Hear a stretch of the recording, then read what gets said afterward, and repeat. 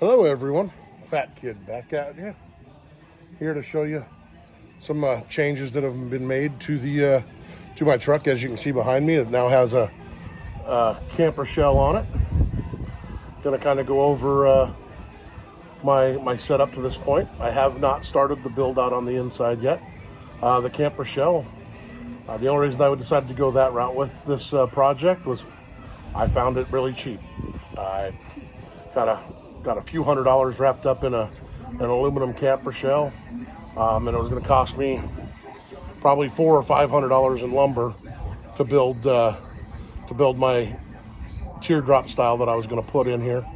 So when this came about and it fit reasonably well, I decided I was going to go that route instead of a complete build out, which will still work.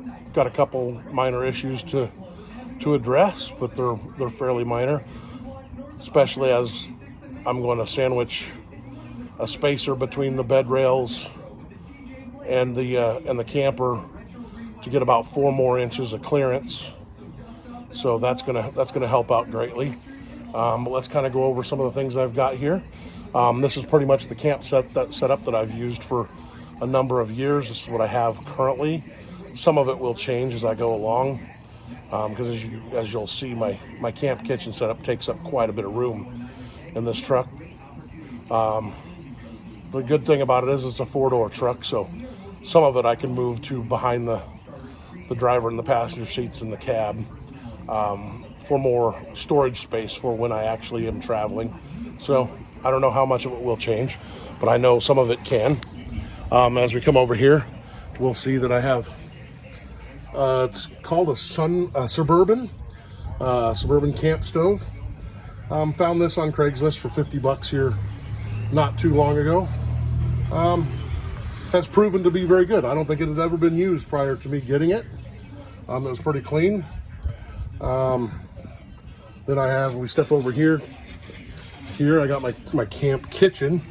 This is pretty much all of my utensils, my trash bags and paper plates and stuff are all up here in the top. And then we come down here to the drawers.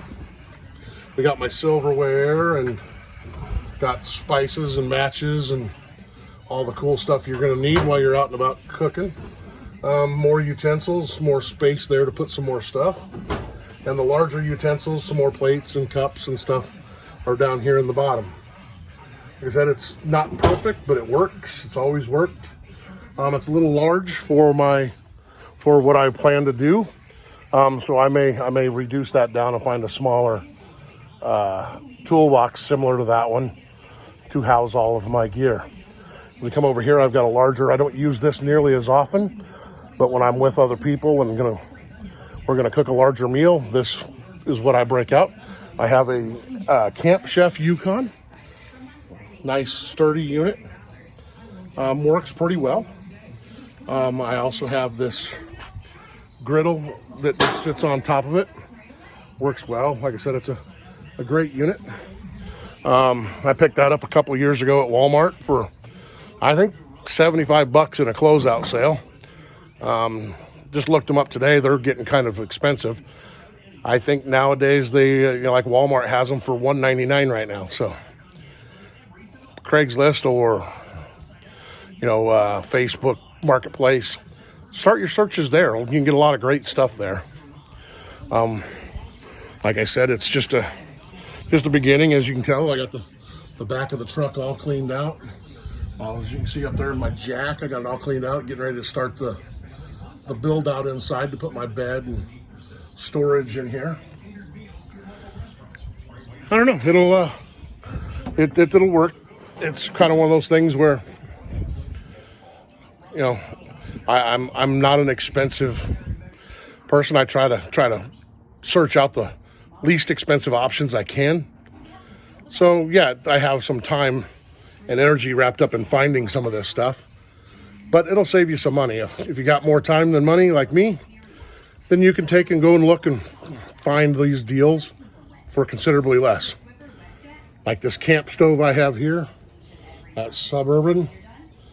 That at the camp shop when I was in there ordering the new quick release attachment I needed for it. That's a $250 unit, buying that at the camper supply store. I guess I was pretty happy at 50 bucks, and even more so now that I saw how much they cost new. Especially this new is like, this unit looks pretty brand new to me. So far, this is what I've got. As you can see in there, that shiny aluminum there at the top, I'm going to layer that all with Reflectix. It's a type of insulation. Kind of get some insulation in there. Get, you know, that way in the summer it doesn't get so hot in there, and in the wintertime it doesn't get so cold. And as we go along, I'll show you how I will heat the place when I do some of my fall and winter excursions, because I do have a heater that I will be using. I did order the solar panel system for the roof of the topper. So when that gets in, I'll be installing that. I will be running, for now, I'll probably start off with 130 amp hour AGM battery. If I need to, I'll step that up and do 2 of them.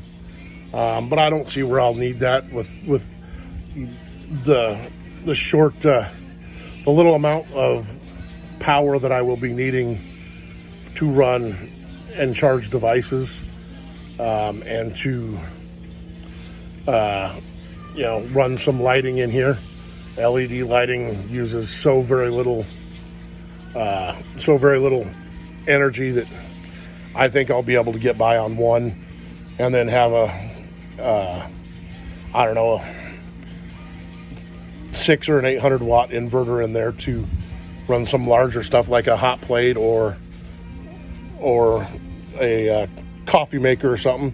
I don't drink any coffee, but I do like my tea, and I usually brew my tea in a coffee maker. So just kind of a update on where I'm at with things. Hopefully going to have my first excursion, a boondocking excursion, coming up here in the next, probably the next 10 days to 2 weeks. I will be heading off someplace here in Iowa to do a little fishing and camp. You know, it's kind of an off-grid boondocking location where, if you follow any of the forums and stuff like that, you can find there's places where you can go, and it's free. So my first excursion is going to be up there. It's about a 70-mile drive, so it's not a very long drive. Go up there, spend a couple of days, do some fishing, hopefully be able to maybe cook up some crappie or some bluegill out of that. I guess it's more of a pond. It's like a 10-acre impoundment. Who knows what I'll catch? Maybe catch a catfish or something, grill that up, or, you know, fry that up. Who knows what it'll be. Again, welcome to the Fat Kids channel, and I hope you're ready for some adventures. If you want to watch some of these or this type of excursion and intrigues you any at all, please hit that like button, and be prepared to see more of me in the future. Thank you very much. Fat Kid out.